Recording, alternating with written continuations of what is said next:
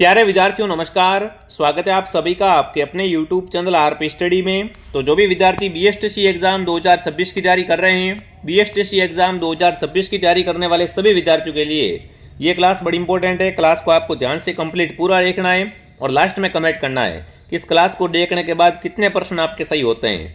आज हम दोस्तों BSTC के लिए हिंदी व्याकरण के इंपॉर्टेंट क्वेश्चन देखेंगे। BSTC में आपको पता है हिंदी से 30 प्रश्न आते हैं। किस लेवल के प्रश्न आते हैं, कौन कौन से प्रश्न दोस्तों हिंदी के लिए इंपॉर्टेंट है, सारी बातें आपको बताने वाला हूं। अगर आपकी भी हिंदी की तैयारी कमजोर है, आप अपनी हिंदी की तैयारी जांचना चाहते हो तो इस वीडियो को अंत तक जरूर देखें और लास्ट में कमेंट करें टोटल प्रश्नों में से कितने प्रश्न आपके हिंदी के यहाँ पर सही होते हैं। ठीक है, सभी को नमस्कार, सभी का स्वागत है। चलिए आज का सेशन स्टार्ट करते हैं। क्लास का पहला ही क्वेश्चन आपसे पूछा है, हिंदी वर्णमाला में वर्णों की कुल संख्या 33, 44, 54, 36। तो देखिए विद्यार्थियों, हिंदी वर्णमाला में वर्ण माने गए हैं 44। कहीं कहीं पे इसका उत्तर 52 भी देखने को मिलता है। तो यहाँ पर जो भी विद्यार्थी ऑप्शन नंबर बी को सही कर रहा है, बी ऑप्शन आपका राइट है। अगला दोस्तों, मन के भाव दूसरों को प्रकट करने का माध्यम है। अपने मन में कोई भी बात आ रही है या कोई भी भाव आता है तो वो अपन दूसरों के सामने प्रकट करते हैं। तो उसका माध्यम क्या रहता है? भाषा के माध्यम से प्रकट करते हैं, व्याकरण के माध्यम से, शब्द के माध्यम से, वाक्य के माध्यम से। तो मन के भावों को दूसरों के सामने प्रकट करने का माध्यम होता है, वो होता है भाषा। तो विद्यार्थी ऑप्शन बी को सही कर रहे हैं। यहाँ पर बी ऑप्शन बिल्कुल आपका राइट है। दोस्तों इस वीडियो को ध्यान से पूरा जरूर देखना, हिंदी का जो भी आपका डर है सारा डर खत्म हो जाएगा। ठीक है, अगला है विसर्ग संधि का उदाहरण है भास्कर, सुरेश, विद्यार्थी इत्यादि। विसर्ग संधि का उदाहरण कौन सा है दोस्तों? तो भास्कर शब्द है, इसमें कौन सी संधि है? भास्कर शब्द में विसर्ग संधि है, ध्यान रखना। ऑप्शन ए आपका राइट है। अगला सवाल दोस्तों, दीर्घ स्वर संधि का उदाहरण कौन सा है? नरेंद्र, एक एक, पृथ्वीश या नयन। दीर्घ स्वर संधि का उदाहरण दोस्तों है पृथ्वीश। जो भी ऑप्शन नंबर सी को राइट कर रहा है, सी ऑप्शन आपका राइट है। मैं आपको सीधा प्रश्न और उत्तर बता रहा हूँ, यहाँ पर ज़्यादा व्याख्या नहीं करूँगा। ठीक है, क्योंकि आपको बहुत कम समय में वो इंपॉर्टेंट क्वेश्चन यहाँ पर मिल जाएंगे। अगला सवाल है, गंगेश्वर शब्द में संधि है गुण संधि, विसर्ग संधि, व्यंजन संधि, दीर्घ संधि। ये ओनली पर आपका टेस्ट लिया जा रहा है। तो गंगेश्वर में संधि है दोस्तों गुण संधि। कौन सी है? गंगेश्वर में गुण संधि है प्यारे साथियों। अगला सवाल आपके सामने, सदैव शब्द का विच्छेद क्या होगा? सदैव शब्द का क्या करना है आपको? यहाँ पर संधि विच्छेद करना है दोस्तों। सद प्लस एव, सदा प्लस एव, सदा प्लस एव, यहाँ सद प्लस एव। तो प्यारे विद्यार्थियों, सदैव शब्द का विच्छेद होगा वो होगा सदा धन एव। जो विद्यार्थी ऑप्शन बी को सही कर रहा है, यहाँ पर बी ऑप्शन बिल्कुल आपका राइट है। चलिए आगे बढ़ते हैं। अगला सवाल दोस्तों, भाई बहन में कौन सा समास है? कमेंट करेंगे साथियों। भाई बहन शब्द जो होता है इसमें आपको बताना है कौन सा समास है। द्वंद्व समास, द्विगु समास, तत्पुरुष समास, अव्ययभाव समास। तो भाई और बहन में अगर दोस्तों यहाँ पर समास देखें तो है द्वंद्व समास। जो भी ऑप्शन ए को सही कर रहा है, ऑप्शन ए आपका राइट है। भाई बहन में द्वंद्व समास दोस्तों होता है। अगला सवाल आपके सामने, द्विगु सामसायिक पद का विग्रह है। यहाँ पर आपको बताना है दोस्तों द्विगु सामसायिक पद का विग्रह कौन सा है? दो पैरों वाला, दो गायों वाला, दो गायों का समाहार या दो गाय है जो। फटाफट कमेंट करेंगे दोस्तों। द्विगु सामसायिक पद का विग्रह होगा वो क्या होगा दोस्तों? दो गायों का समाहार। जो विद्यार्थी ऑप्शन नंबर सी को राइट कर रहे हैं, बहुत बढ़िया प्यारे विद्यार्थियों, सी ऑप्शन बिल्कुल आपका राइट है। अगला सवाल, वनवासी शब्द में कौन सा समास है? द्विगु, द्वंद्व, तत्पुरुष, कर्मधारय। वनवासी शब्द में अगर दोस्तों समास देखें तो तत्पुरुष समास है। ठीक है ना, वनवासी शब्द में तत्पुरुष समास है प्यारे विद्यार्थियों। अगला सवाल, गुरुमुखी पद में समास कौन सा होगा? गुरुमुखी पद है, इसमें अगर समास का पूछे तो वो रहेगा यहाँ पर बहुब्री। हिंदी का जो टॉपिक है सारे टॉपिक, समास, प्रत्यय, उपसर्ग, विलोम शब्द, पर्यायवाची शब्द, मुहावरे, सारे के सारे टॉपिक है एक ही क्लास में आपको यहाँ पर मैं करवाने वाला हूँ। तो ध्यान से देख लेना दोस्तों। गुरुमुखी में समास होगा बहुब्री समास। अगला सवाल दोस्तों, 19 शब्द में उपसर्ग और मूल शब्द को पृथक रूप क्या होगा? देखो शब्द है 19 को क्या करना है आपको? यहाँ पर उपसर्ग को अलग करना है और मूल शब्द को अलग करना है। तो 19 में जो आपका उपसर्ग होगा वो होगा उन क्या है दोस्तों? यहाँ पर उपसर्ग है और मूल शब्द है 20। जो विद्यार्थी उन धन 20 बता रहा है, बिल्कुल आपका उत्तर एकदम राइट है प्यारे विद्यार्थियों। बी ऑप्शन जो भी कमेंट कर रहा है बहुत बढ़िया। चलिए अगला सवाल दोस्तों, आर शब्द में कौन सा है ना, आर शब्द में कौन सा उपसर्ग लगाए कि इसका अर्थ छोड़ना बन जाए? देखो यहाँ पर क्या करना है आपको, उपसर्ग की बात है दोस्तों, ठीक है। तो बिल्कुल आपका उत्तर क्या रहेगा, उपहार, विहार, प्रतिहार या परिहार। तो देखिए विद्यार्थियों, हार शब्द में अगर अपन परि उपसर्ग को जोड़ते हैं तो क्या बन जाएगा, परिहार बन जाएगा। क्या बन जाएगा दोस्तों, परिहार। और परिहार शब्द का अर्थ क्या होता है, छोड़ना होता है। यानी जो विद्यार्थी ऑप्शन नंबर डी को सही कर रहा है यहाँ पर, डी ऑप्शन बिल्कुल आपका राइट है। चलिए आगे बढ़ते हैं, अगला सवाल, रामायण शब्द में कौन सा प्रत्यय है। रामायण में आपको बताना प्रत्यय कौन सा है, आयन, अयन, यन, यण। रामायण शब्द में दोस्तों अगर आपसे प्रत्यय पूछ लिया जाए दोस्तों, तो रामायण में राम मूल शब्द है दोस्तों और अयन प्रत्यय है। राम तो क्या हो गया यहाँ पर, मूल शब्द हो गया, बट यहाँ पर जो अयन दोस्तों है वो क्या है, अयन यहाँ पर दोस्तों आपका प्रत्यय है। यानी जो विद्यार्थी ऑप्शन बी को सही कर रहा है, बहुत बढ़िया, वेरी गुड। देखो सबका उत्तर एकदम सही आ रहा है, क्या बात है दोस्तों। चलिए आगे बढ़ते हैं, अगला सवाल, किस विकल्प में ये प्रत्यय का प्रयोग नहीं हुआ है। ये प्रत्यय दोस्तों किस में नहीं लिखा हुआ है वो आपको बताना है।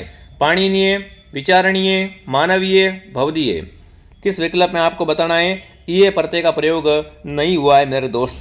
तो बिल्कुल विचारणीय शब्द में विचार दोस्तों मूल शब्द है और अनीय प्रत्यय है यहाँ पर, ठीक है ना। ये प्रत्यय यहाँ पर कौन सा प्रत्यय है दोस्तों, अनीय प्रत्यय है। विचार धन अनीय क्या हो जाएगा, विचारणीय हो जाएगा। यहाँ पर जो विद्यार्थी ऑप्शन नंबर बी को सही कर रहे हैं, बी ऑप्शन आपका राइट है। अगला सवाल आपके सामने दोस्तों, किस विकल्प में इत प्रत्यय का प्रयोग तदित के रूप में हुआ है। यहाँ पर इत प्रत्यय का प्रयोग किस में हुआ है दोस्तों, तदित रूप में हुआ है। मापिक, लिखित, याचित, दुखित। तो प्यारे विद्यार्थियों यहाँ पर आपका ऑप्शन है दुखित। दुखित के अंदर दोस्तों इत प्रत्यय लगा है, बट किस रूप में लगा है, तदित रूप में लिखा है। तो विद्यार्थी ऑप्शन नंबर डी को सही कर रहा है यहाँ पर, डी ऑप्शन बिल्कुल आपका राइट है। चलिए आगे बढ़ें दोस्तों आगे बढ़ने से पहले जो विद्यार्थी बीएसटीसी एग्जाम 2026 की तैयारी कर रहे हैं दोस्तों, बीएसटीसी का नए सिलेबस के अनुसार 2026 का कोर्स है वो आपको आरपी स्टडी ऐप के अंदर मिलने वाला है। कंप्लीट बैच मिलेगा जिसमें हिंदी, अंग्रेजी, रीजनिंग सब कुछ यहाँ पर दोस्तों पढ़ाया जाएगा। इससे बाहर कुछ नहीं दोस्तों, सभी विषयों का समावेश, प्रत्येक क्लास के बाद टेस्ट लिया जाता है। पुराने 16 साल के पेपर आपको फ्री मिलेंगे टेस्ट सीरीज के रूप में।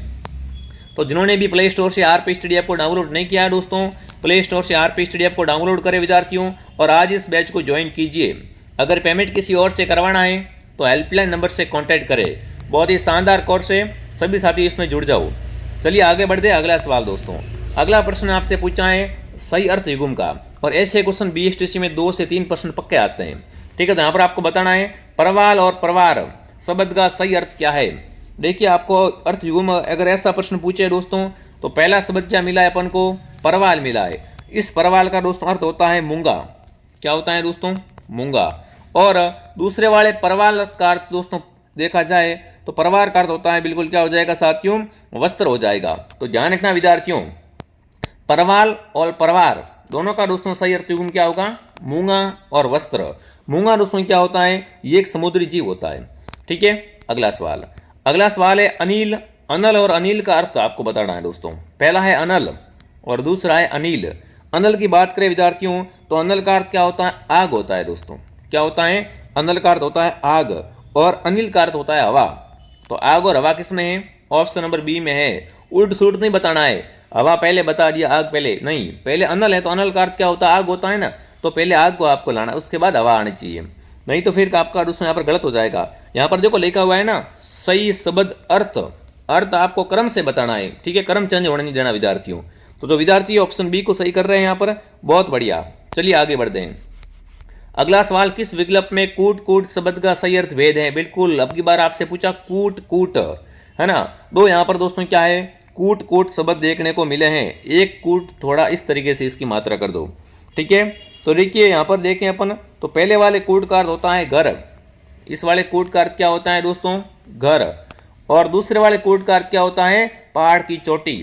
तो जो विद्यार्थी ऑप्शन नंबर सी को सही कर रहे हैं यहाँ पर, सी ऑप्शन बिल्कुल आपका राइट है, ठीक है ना। जो भी साथी ऑप्शन सी को सही कर रहे हैं, क्या बात है, बहुत बढ़िया, शानदार दोस्तों। चलिए आगे बढ़ते हैं। अगला, अब आगे विलोम शब्द। मैंने आपसे जैसा कि वादा किया था क्लास की स्टार्टिंग में कि मैं आपको हिंदी के सारे टॉपिकों से क्वेश्चन करवाऊंगा, बेफिक्र रहो आप तो, ठीक है। तो यहाँ पर आपके विलोम शब्द आ चुके हैं। उन्मुख शब्द का विपरार्थी क्या होगा, विपरार्थी का मतलब है विलोम शब्द साथियों, ठीक है ना। तो उन्मुख का विलोम दोस्तों होगा विमुख। क्या होगा, विमुख। जो विद्यार्थी विमुख कमेंट कर रहा है, विमुख ऑप्शन आपका राइट है विद्यार्थियों। ठीक है, यहाँ पर नाम है विनीत। विनीत का विलोम दोस्तों क्या होता है? तो विनीत का दोस्तों विलोम होता है दृष्ट। ठीक है, और उन्नत का शब्द का विपरीत होता है विमुख। तो जो विद्यार्थी ऑप्शन सी को सही कर रहे हैं, बहुत बढ़िया। अगला है ख्यात शब्द का विलोम शब्द, है ना। ख्यात दोस्तों, ख्यात का विलोम क्या होता है? पहली बात तो ख्यात का अर्थ पता करो। अरे गुरुजी, ख्यात का अर्थ क्या होता है? प्रसिद्ध होता है। क्या होता है? ख्यात का मतलब होता है प्रसिद्ध। ठीक है भाई, वहीं बात करें दोस्तों ख्यात का विलोम, तो क्या हो जाएगा? बदनाम हो जाएगा। और बदनाम का दोस्तों मतलब क्या होगा? यहाँ पर क्या लिखा हुआ है? बदनाम का लिखा हुआ है कुख्यात। क्या होगा यहाँ पर दोस्तों? कुख्यात। ध्यान रखना विद्यार्थियों। तो ख्यात का विलोम शब्द होगा कुख्यात। ठीक है, ख्यात का मतलब प्रसिद्ध और कुख्यात का मतलब बदनाम। चलिए आगे बढ़ते हैं। अगला सवाल, प्राची का विलोम अर्थ है। फटाफट कमेंट करेंगे। प्राची का विलोम क्या होता है दोस्तों? प्राची का मतलब क्या होता है? प्राची का मतलब होता है पूर्व दिशा। क्या होता है दोस्तों? पूर्व दिशा। ध्यान रखना विद्यार्थियों। ठीक है, और यहीं पे दोस्तों बात करें प्रचिति किसकी दोस्तों? परिचिति की बात करें तो परिचिति का अर्थ होता है पश्चिम दिशा। यानी जो विद्यार्थी ऑप्शन सी को सही कर रहे हैं, बहुत बढ़िया मेरे विद्यार्थियों, सी ऑप्शन आपका राइट है। अगला सवाल, समीस का विलोम। बिल्कुल, सामिस का विलोम आपको बताना है। असामिस, निरामिस, आमिस या विसामिस, बताओ भैया, फटाफट कमेंट करेंगे। सामिस शब्द का विलोम शब्द क्या होता है? बहुत शानदार प्रश्न, बहुत बेहतरीन क्वेश्चन दोस्तों। तो सामिस का विलोम होता है निरामिस। क्या होता है? सामिस का विलोम शब्द। देखो सामिस का अर्थ क्या होता है पहले तो मांसाहार करने वाला। किसको दोस्तों? मांसाहार करने वाला को क्या बोलते हैं? सामिस बोलते हैं। और निरामिस मतलब मांसाहार न करने वाला। तो जो विद्यार्थी ऑप्शन बी को सही कर रहे हैं, बी ऑप्शन आपका राइट है दोस्तों। अगला, अथ शब्द के लिए निम्न विकल्पों में से कौन सा विलोम शब्द सही रहेगा? अथ के लिए बताना है आपको विलोम शब्द क्या। अथ मतलब क्या होता है? प्रारंभ होता है दोस्तों। अथ का मतलब क्या होता है? प्रारंभ। ठीक है, प्रारंभ, कोई भी काम स्टार्ट करते हैं। उसी के साथ दोस्तों यहाँ पर जो आपका उत्तर रहेगा वो रहेगा इति। इति का मतलब क्या होता है? समाप्त। ठीक है ना, अथ का मतलब प्रारंभ करना और इसका विलोम होगा इति। इति मतलब समाप्त करना। ठीक है विद्यार्थियों, बहुत बढ़िया। प्रथम का विलोम होता है वो अंतिम होता है। ये भी आप साथ में कवर कर लेना। अगला सवाल दोस्तों आपके सामने पर्यायवाची से। पर्यायवाची आपसे पूछा है वामा, कामिनी, रमणी, ललना, ये सब किसके पर्यायवाची है? सरिता के, नारी के, गंगा के या भूमि के? देखो वामा, कामिनी, रमणी, ललना, ये सब क्या है साथियों? ये स्त्री के पर्यायवाची है, नारी के पर्यायवाची है। तो विद्यार्थी नारी कमेंट कर रहा है यहाँ पर, नारी ऑप्शन बिल्कुल आपका राइट रहेगा साथियों। ठीक है ना, इस तरह के पर्यायवाची कौन कौन से हो गए? विनीता, कांता, ठीक है, सरिता, ये सब ध्यान रखना विद्यार्थियों। तो जो विद्यार्थी ऑप्शन बी को सही कर रहा है, बी ऑप्शन आपका राइट है। ठीक है ना, वेरी गुड। चलिए आगे बढ़ें। अगला सवाल, अगला प्रश्न दोस्तों आपके सामने, इनमें से कौन सा शब्द वन का पर्यायवाची नहीं है? बिल्कुल, विपिन, कानन, पादप, अटवी। तो विद्यार्थियों यहाँ पर वन की बात करें तो पादप के पर्यायवाची कौन कौन से? बिल्कुल पादप दोस्तों है ना, ये वन का पर्यायवाची है वो नहीं होता है। पादप के पर्यायवाची दोस्तों होते हैं, वो होते हैं यहाँ पर विटप, तरु, गाछ, द्रुम, पेड़।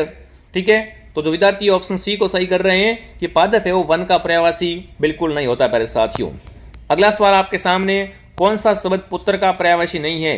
बेटा, आजतम, तनुज, अनुज। तो अनुज आपको पता है ना भैया, अनुज दोस्तों हैं वो यहाँ पर पुत्र को नहीं कहा जाता है। तो जो विद्यार्थी ऑप्शन डी को सही कर रहा है, बहुत बढ़िया मेरे विद्यार्थियों। अगर आपको ये क्लास दोस्तों पसंद आ रही है तो क्लास को लाइक एंड सब्सक्राइब जरूर करें, ताकि आपको ऐसी ऐसी क्लासें हैं वो टाइम टू टाइम मिलती रहे। अगला सवाल दोस्तों, यदि परिश्रम किया होता तो सफलता अवश्य मिलती, वाक्य किस प्रकार का है? फटाफट कमेंट करेंगे दोस्तों। यदि परिश्रम किया होता तो यहाँ पर सफलता जरूर मिलती, वाक्य की दृष्टि से उक्त, ये क्या है? संकेतावाचक हैं, आज्ञावाचक हैं, विधानार्थक हैं या इच्छार्थक है? तो बिल्कुल ये वाक्य दोस्तों है संकेतार्थक। कैसा वाक्य है? संकेतार्थक है। ये संकेत कर रहा है कि यदि परिश्रम किया होता, अगर आपने मेहनत की होती तो उसका फल अवश्य मिलता। तो यहाँ पर आपका उत्तर ऑप्शन ए राइट है। अगला सवाल, निम्न में से संदेहार्थक वाक्य कौन सा है? संदेहार्थक वाक्य दोस्तों कौन सा है? वह जहाँ रहे सुख से रहे, आज शाम को शायद वर्षा हो, जो काम तुम्हें दिया है उसे देखो, वह नहीं आया इसलिए हम नहीं गए। तो यहाँ पर देखें दोस्तों, अगर है ना, संदेहार्थ वाक्य का मतलब क्या होता है? संदेह, शंका, संभावना की सूचना देने वाला। तो यहाँ पर आपका उत्तर रहेगा संदेह। संदेह कौन सा है? आज शाम को शायद वर्षा होगी। तो यहाँ पर क्या है? ये संदेहार्थक वाक्य है। ठीक है, अगला सवाल, युद्ध की इच्छा रखने वाले के लिए वाक्यांश के लिए एक शब्द जो क्या है साथियों, युद्ध की इच्छा रखता है उसे अपन एक शब्द में क्या कहते हैं, पिपासु, युयुत्सु, जिज्ञासु, उत्सुक। देखो जिज्ञासु का मतलब होता है जानने की इच्छा रखने वाला, ठीक है ना, जिज्ञासु का मतलब जानने की इच्छा रखने वाला। बट युयुत्सु का मतलब क्या होता है साथियों, युयुत्सु का मतलब होता है युद्ध की इच्छा रखने वाला, और पिपासु का मतलब क्या होता है, पीने की इच्छा रखने वाला। तो जो विद्यार्थी ऑप्शन बी को सही कर रहे हैं यहाँ पर, बी ऑप्शन बिल्कुल आपका राइट है। अगला सवाल दोस्तों, जो कुछ ना जानता हो उसके लिए एक शब्द क्या रहेगा, फटाफट कमेंट करेंगे। जो कुछ भी ना जानता हो उसके लिए आपको बताना है एक शब्द क्या रहेगा। तो उसके लिए विद्यार्थियों रहेगा मर्मज्ञ। बिल्कुल फटाफट कमेंट करेंगे सभी साथी। यहाँ पर आपसे पूछा जो कुछ न जानता हो तो वो होगा अज्ञ। क्या होगा दोस्तों, अज्ञ। बिल्कुल अज्ञ कमेंट कर रहे हो तो बहुत बढ़िया दोस्तों। जो कुछ न जानता हो उसे अज्ञ कहा जाता है विद्यार्थियों। जो कम जानता हो उसे क्या कहते हैं फिर, तो कम जानता है उसे कहते हैं अल्पज्ञ, ठीक है। और जो जानना ना जा सके उसे कहते हैं अज्ञ, ठीक है। तो यहाँ पर आपका अज्ञ राइट है, क्या है, अज्ञ राइट है। अगला सवाल दोस्तों, किसी बात को मर्म को जानने वाला ना, किसी बात के मर्म को जानने वाला उसे क्या कहते हैं, तो उसे कहते हैं मर्मज्ञ। जो क्या है, किसी बात के मर्म को जाने। निम्न में से शुद्ध शब्द कौन सा है, यहाँ पर शब्द है पुनरुत्थान, पुनरुत्थान, पुनरुत्थान। और पुनरुत्थान शुद्ध रूप से कहाँ पर लिखा हुआ है दोस्तों, फटाफट कमेंट करेंगे। तो पुनरुत्थान ऑप्शन नंबर सी वाला एकदम शुद्ध है, ठीक है ना विद्यार्थियों। पुनरुत्थान शब्द में पुनोर यानी पुन विसर्ग प्लस उपसर्ग यहाँ पर दोस्तों है, उत्थान शब्द मूल है यहाँ पर। तो आपका उत्तर सी राइट है। जो भी यहाँ पर सी कमेंट कर रहा है, सी ऑप्शन शुद्ध है। अनुग्रहित का शुद्ध रूप क्या होगा, अनुग्रहित, अनुग्रहित का दोस्तों शुद्ध रूप, अनुग्रहित का क्या होता है, जिस पर कृपा की गई हो। तो यहाँ पर आपका उत्तर रहेगा ऑप्शन सी। ऑप्शन सी में दोस्तों क्या है, अनुग्रहित शब्द है वो एकदम शुद्ध रूप झलक रहा है। अगला सवाल दोस्तों आपके सामने, निम्नलिखित विकल्पों में से अशुद्ध वाक्य को पहचानिए। यहाँ पर क्या करना है आपको, अशुद्ध वाक्य की पहचान करनी है कि अशुद्ध वाक्य कौन सा है। देश भर में गणतंत्र दिवस मनाया गया, हमको कभी भी परस्पर एक दूसरे से लड़ना नहीं चाहिए, कृपया मेरी इस प्रार्थना को स्वीकार करें, क्या आप भरतपुर गए थे। तो फटाफट कमेंट करेंगे कौन सा वाक्य अशुद्ध है। तो अशुद्ध वाक्य दोस्तों है कि हमको कभी भी परस्पर एक दूसरे से लड़ना नहीं चाहिए, लड़ना नहीं लड़ना चाहिए। तो ये वाक्य क्या है, एकदम यहाँ पर अशुद्ध दिया गया है दोस्तों, ठीक है। अगला, इनमें से कौन सा वाक्य अनावश्यक शब्द के प्रयोग के कारण अशुद्ध हुआ है, बताओ भैया। इनमें से ऐसा कौन सा वाक्य है दोस्तों जिसमें क्या है, अनावश्यक शब्द का प्रयोग हुआ है, तब वो क्या हो गया, अशुद्ध हो गया। वह सचिवालय कार्यकालय में लिपिक है, रात पर कुत्ते भौंकते रहे, मीरा एक प्रसिद्ध कवयित्री थी, आज ठंडी हवा चल रही है। तो बिल्कुल यहाँ पर आपका उत्तर है वह सचिवालय कार्यालय में लिपिक है। तो ऑप्शन ए आपका राइट है, ठीक है दोस्तों। इनमें से शुद्ध वाक्य बताइए, शुद्ध कौन सा है दोस्तों। चारों में से तीन तो अशुद्ध है, एक सही है। तो देखते हैं वो शुद्ध कौन सा है। वह इस इलाके का प्रसिद्ध चोर है, वह इस इलाके का विख्यात चोर है, वह इस इलाके का प्रिय चोर है, वह इस इलाके का कुख्यात चोर है। तो चोर हमेशा क्या होता है, कुख्यात होता है दोस्तों। वह इस इलाके का क्या है, कुख्यात चोर है दोस्तों। बुरे कामों से प्रसिद्ध होता है उसे क्या कहते हैं, कुख्यात कहते हैं, बदनाम होते हैं दोस्तों, ठीक है। सबके साथ समान व्यवहार करने वाला, एक आंख से देखना, पानी न रखना, समान भाव रखना, सिर आंखों पर बैठाना। बिल्कुल आपको बताना जो सबके साथ समान व्यवहार रखता है दोस्तों, तो उसके लिए क्या कहेंगे, एक आंख से देखना। जो विद्यार्थी ऑप्शन ए को राइट कर रहा है, बहुत बढ़िया। मैं सबको क्या एक आंख से देखता हूँ, मतलब समान दृष्टि से देखता हूँ दोस्तों। अगला सवाल आपके सामने दोस्तों, अपना नाच समय करना के लिए आपकी कौन सी लोकोक्तियाँ मुहावरा रहेगा। अपना राग अलापना, आग से खेलना, गर्दन पर चूरी फेरना, अपने हाथों कब्र खोदना। अपना नाश स्वयं करने का दोस्तों यहाँ पर अगर देखा जाए कि कौन सा मुहावरा सही बैठेगा, अपने हाथों कब्र खोदना, ठीक है। यहाँ आप कह सकते हो अपने पैरों पे कुल्हाड़ी मारना। अगला है बहुत कठिन काम करना, कलम तोड़ना, आकाश के तारे तोड़ना, कूलर का फूल होना या दांत खट्टे करना। बहुत कठिन काम करने के लिए दोस्तों रहेगा आकाश के तारे तोड़ना, है ना। चलिए आगे बढ़ते हैं। अगला है भयानक व्यक्ति, बचिया का ताऊ, काला नाग, काला मुंह होना, राक्षस होना। देखो भयानक व्यक्ति को अपन क्या कहते हैं, काला नाग कहते हैं। तो जो विद्यार्थी ऑप्शन बी को सही कर रहे हैं, बी ऑप्शन आपका सही है। अगला है आ बेल मुझे मार का अर्थ क्या होता है। बेल से छेड़छाड़ करना, दूसरों के कार्य में हस्तक्षेप करना, जानबूझकर मुसीबत मोल लेना या फटे में टांग अड़ाना। तो विद्यार्थियों आ बेल मुझे मार इसका सही अर्थ क्या होता है साथियों? जानबूझकर किसी मुसीबत को मोल लेना, ठीक है ना। अगला, घर की खांड किरकिरी लागे, बाहर का गुड़ मीठा। यहाँ पर आपको बताना, घर की खांड तो कैसी लग रही है? किरकिरी लग रही है, बट बाहर का गुड़ भी मीठा लग रहा है। दूर की वस्तु अधिक प्रिय लगना, अपनी वस्तुओं की कदर न करना, ढोंग करना, दूसरों की थाली में गिजारा दिखता है। तो यहाँ पर दोस्तों इसका अर्थ देखें तो बिल्कुल आपका उत्तर दोस्तों रहेगा अपनी वस्तु की कदर नहीं है, क्योंकि अपनी वस्तु दूसरों से है तो क्या इंपॉर्टेंट है। क्योंकि देखो ऐसा नहीं है, दोनों की थाली में गुड़ होता ना, फिर उसको अगर अच्छा लगता सामने वाली का, तो यहाँ पर कह सकते हैं दूसरी थाली में अधिक ज़्यादा दिखना। बट यहाँ पर तो ये है दोस्तों, अपने पास में खांड है और सामने वाला गुड़ खा रहा है, फिर भी अपनी खांड अपन को खारी लग रही है। अरे भाई, गुड़ से है ना शक्कर बढ़िया होती है, ठीक है ना, खांड होती है वो ज़्यादा मीठी होती है। तो बिल्कुल आपका उत्तर यहाँ पर दोस्तों क्या रहेगा कि अपनी वस्तु की कदर न करना। बी ऑप्शन आपका राइट है। जो भी ऑप्शन बी को सही कर रहा है बहुत बढ़िया। नई घोषण कंडों का तकिया लोपोक्ति का अर्थ क्या है? कमेंट करेंगे दोस्तों। नई घोषण कंडों का तकिया, तो इसका मतलब होता है अनुभवहीन व्यक्ति द्वारा अजीब हरकत करना। तो जो विद्यार्थी ऑप्शन डी को सही कर रहा है बहुत बढ़िया दोस्तों। तो यह आज की क्लास थी, फटाफट कमेंट करेंगे दोस्तों आज का सेशन आपको कैसा लगा। बाकी जो विद्यार्थी BSTC की तैयारी कर रहे हैं, प्ले स्टोर से RP स्टडी ऐप को डाउनलोड कर लो विद्यार्थियों, और यहाँ से इस BSTC बैच को ज्वाइन कर लो। बाकी हमारी क्लास मॉर्निंग 6 बजे, मॉर्निंग 7 बजे और शाम को 9 बजे लाइव आती है। बाकी दोपहर 2 बजे वाली क्लास है वो भी आपको देखनी है। जिसने भी हमारा टेलीग्राम चैनल ज्वाइन किया, टेलीग्राम चैनल ज्वाइन कर लो दोस्तों। बहुत जल्द आपके बीच राजस्थान GK, हिंदी, रीजनिंग, शिक्षण अभिरुचि सारी क्लासें आपको मिलने वाली है दोस्तों। तो चलिए मैं आपको मिलता हूँ नेक्स्ट क्लास में। जय हिंद, जय भारत दोस्तों।